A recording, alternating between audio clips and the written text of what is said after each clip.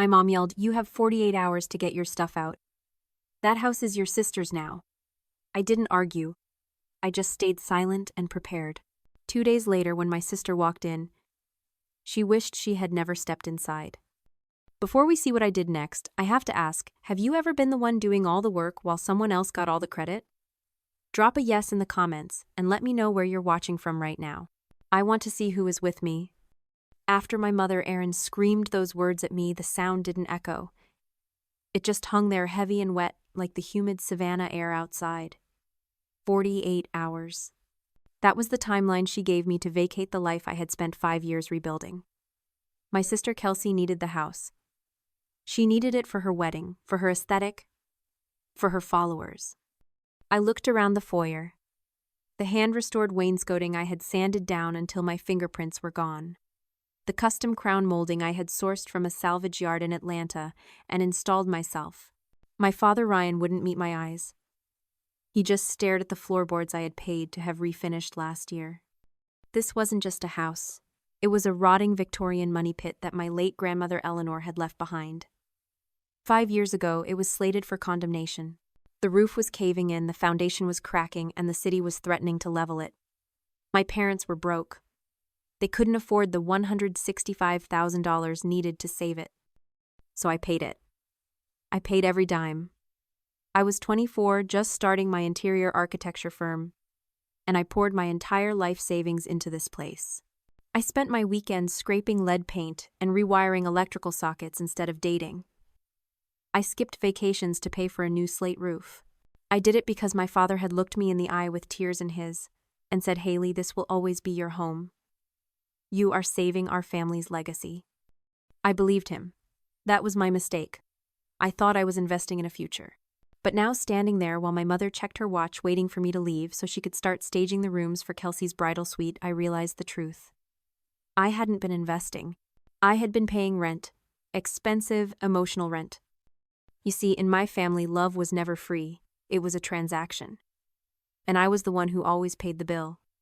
My therapist calls it the invisible chain of the survivor. When you grow up feeling like an option, not a priority, you learn to make yourself useful. You become the fixer, the provider, the one who solves problems before they even happen. You do this because you are terrified that if you stop being useful, they will stop loving you. I paid that $165,000 not just to save a house, but to buy my place in this family. I thought if I made the house perfect, maybe I would be perfect enough for them. But Kelsey never had to pay. She just had to exist. She was the golden child, the influencer with the perfect smile and the carefully curated life. She didn't need to fix anything because she was the prize. I was just the maintenance crew. And now the maintenance was done. The house was beautiful. It was magazine ready, which meant my utility had expired. I was being discarded like a contractor whose job was finished. "Fine," I said. My voice didn't shake. I was surprised by how calm it sounded. 48 hours. My mother let out a sigh of relief as if she had been expecting a fight and was annoyed she didn't get one. "Good," she said. "Make sure the guest room is clear. Kelsey wants to set up her makeup station there." I walked past them up the stairs I had reinforced with my own hands. I went into my bedroom and closed the door. I didn't cry. I didn't scream. I sat on the edge of my bed and looked at the vintage brass doorknob I had spent 3 weeks hunting down on eBay. It was beautiful. It was perfect. And it was mine.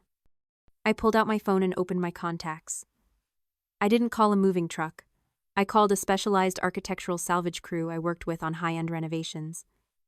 "Hey, Mike," I said when he answered. "I have a rush job. A full strip-out. Everything goes." Everything he asked. Even the fixtures. "Especially the fixtures," I said. "If I bought it, it goes." The deadline ticked down. I became a ghost in my own home. I packed my clothes in silence, ignoring my mother's bustling excitement as she measured windows for new drapes she wouldn't be paying for. She didn't notice me tagging items with blue painter's tape. She didn't notice the salvage crew parking around the back alley. When they started, it was surgical. We didn't break anything. We simply uninstalled. The vintage crystal chandelier in the dining room gone. The custom marble island top in the kitchen lifted and crated. The smart appliances disconnected and removed. The imported Italian faucets unscrewed. We took the drapes. We took the blinds. We took the cabinet hardware. We took the light switch covers. We even took the antique doorknobs, replacing them with the cheapest hollow contractor-grade knobs I could find at the hardware store. By the time 48 hours were up, the house wasn't a home anymore. It was a shell. It was an echo chamber of bare studs and subflooring. It looked exactly like what it was. A house that had been stripped of its soul. I stood in the foyer one last time. The walls were scarred where the sconces used to be. The floor was dull without the rugs. It was ugly. It was dark. It was barren. It was the physical manifestation of my absence. I dropped the key on the floor of the hollow room. It made a lonely metal sound against the wood. I walked out, got into my car, and drove away. I didn't look back. I turned off my phone, but I could imagine the scene. Kelsey arriving with her bridal party phones out, ready to film a home tour for her followers. Expecting a magazine spread. Walking into a construction site. I drove to a hotel on the other side of Savannah. I ordered room service. I took a long, hot shower. And for the first time in 5 years, I didn't worry about a leaking pipe or a drafty window. When I finally turned my phone back on, it almost melted from the notifications. 17 missed calls from my mother. 12 from my father. 30 texts from Kelsey. I opened one from Kelsey. It was all caps. You ruined my aesthetic. This is sick. Put it back. Then a voicemail from my father. His voice was shaking with rage. Haley, this is theft. You stole the fixtures. You stole the value of this house.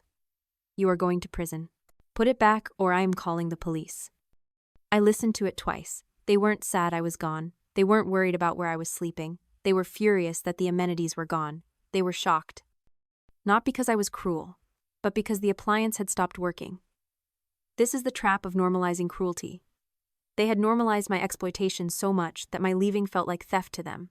They genuinely believed they were entitled to my labor, my money, my taste. They thought the house came with a Haley warranty. Well, the warranty had just expired. The next morning, a process server handed me a large envelope in the hotel lobby. My father wasn't bluffing. He was suing me. The document was thick, heavy with legal jargon. Destruction of property. Theft of fixtures. Intentional infliction of emotional distress. He was claiming damages in excess of $200,000. I felt a moment of panic. A cold spike of fear in my chest. Did I go too far?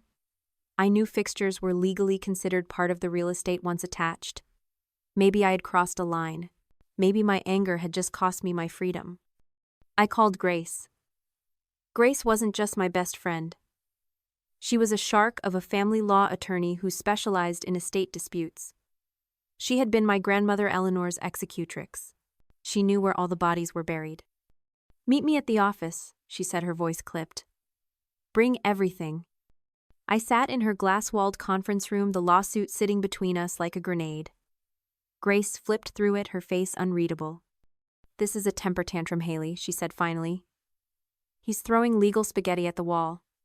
But we need to respond. Let's dig. We spent hours going through the old renovation paperwork. Every receipt, every invoice, every permit. I had documentation for everything, the chandelier, the marble, the faucets. I had proof I paid for them. But Grace wasn't looking at the receipts. She was digging through the original transfer files from 5 years ago when my grandmother died and my parents took over the property. She frowned, pulling out a dusty manila folder labeled simply 2019. Ryan, Legal. Haley, she said slowly, tapping the file. Do you remember the lawsuit your dad had back then? The supplier dispute. I nodded. I remembered the tension in the house. He had been sued by a major materials supplier for non-payment. He was terrified of losing everything, his business, his savings, the house. That was the excuse they used for why they couldn't pay for the renovations. They claimed their assets were frozen. Grace pulled out a document. It wasn't a receipt. It was a deed. A quitclaim deed. To hide the house from creditors, she said, looking at me over her glasses, your parents signed this. They transferred the property fully to you. I stared at the paper. The memory came back in a rush. They had sat me down at the kitchen table speaking in hushed tones. They told me it was just a formality, a temporary shield. They called it a tax shelter strategy. They said they were putting the house in my name to protect the family legacy, and that they would file the reversal paperwork as soon as the lawsuit was settled. Grace tapped the paper again. They never filed the reversal, Haley. What? They were too cheap, she said, a dry, humorless laugh escaping her lips. To transfer it back to themselves, they would have had to pay the transfer taxes and recording fees. They just didn't. They assumed you would never check. They assumed you would always be the good little daughter who did what she was told. She smiled a sharp, dangerous smile that made me realize exactly why she was the best lawyer in Savannah. Legally, she said, you are not the tenant. You are not the contractor. You are the sole owner of that house. Your parents aren't landlords. They are squatters. I felt the room spin. The reality of it crashed into me. For 5 years, I hadn't been renovating their house. I had been renovating my house. They had been living in my house rent-free, acting like kings in a castle they didn't own. They had evicted me from my own property. The fear evaporated, replaced by a cold, hard clarity. Grace picked up her phone. Do you want to send a letter? Or do you want to do this in person? I thought about Kelsey's wedding rehearsal. It was happening tomorrow morning. My mother had posted on Facebook that they were saving the day hiring emergency stagers to make the empty house look presentable. They were determined to have their show. They were determined to win. In person, I said. The next morning, the Savannah sun was blazing. I pulled up to the house, my house. The driveway was full of cars. Caterers were unloading trays. A florist van was blocking the garage. A rental company was setting up white folding chairs on the lawn. My parents were on the porch directing traffic, looking stressed but triumphant. They thought they had fixed the problem. They thought they had erased me. I didn't come alone. I parked my car and stepped out. Behind me, a sheriff's cruiser pulled up, lights flashing silently. 2 deputies got out, adjusting their belts. My father saw me first. He marched down the steps, his face turning a violent shade of purple. You have some nerve showing up here, he shouted, his voice booming over the sound of the wind. After what you did, get off my property before I have you arrested for trespassing. I kept walking. My heels clicked rhythmically on the pavement. I didn't stop until I was face to face with him. Kelsey ran out onto the porch, still in her silk bride robe, a glass of champagne in her hand. Get her out of here, Dad, she screamed. She's trying to ruin my day again. I looked at my father. I looked at my mother, who was standing behind him, arms crossed, looking at me with pure disgust. You can't kick us out, Haley, my father spat, pointing a finger in my face. I bought this place. I own it. I reached into my bag and pulled out the certified copy of the quitclaim deed. I held it up, the paper crisp in the humid air. No, Dad, I said. My voice was low, steady. You didn't. You hid this place. You hid it to save your own skin because you didn't want to pay your debts, and you were too cheap to take it back. I handed him the document. He looked at it. I saw his eyes scan the page. I saw the moment the air left his lungs. He saw his own signature, the date, the notary stamp, the undeniable truth of his own greed. This house is mine, I said. It has been mine for 5 years. You are trespassing, and I want you out. Now. The deputy stepped forward. Sir, is this your signature? One of them asked, gesturing to the paper. My father sputtered. We had an agreement. It was a tax thing. Is this your signature? The deputy repeated, his hand resting on his belt. Yes, my father whispered. Then you need to vacate the premises, the deputy said. The owner has requested your removal. My mother started screaming. It wasn't a cry of sorrow. It was the shriek of someone losing control. This is a misunderstanding. We are her parents. You can't do this. I looked at her. The woman who gave me 48 hours to leave. The woman who replaced me without a second thought. You have 48 minutes, I said. Get your things. Get your guests. And get out. The wedding was canceled. Well, not canceled. It was moved to a motel banquet hall out by the highway. I heard the lighting was terrible. I didn't keep the house. I couldn't. The memories were too tainted. The walls held too many echoes of my own desperation. I sold it as is. Even stripped, the market was hot, and the structural work I had done added massive value. I made a significant profit. I used that capital to launch my own boutique architecture firm. I named it Eleanor Design, after the only person in that family who had ever loved me without conditions. My parents tried to sue me again, claiming fraud. It didn't go anywhere. The paper trail was too clean. They ended up in a small apartment, their reputation in ruins, their finances exposed. Kelsey stopped speaking to me, which was honestly the best wedding gift she could have given me. I sat in my new office looking out at the Savannah skyline. I was no longer the fixer. I was the builder.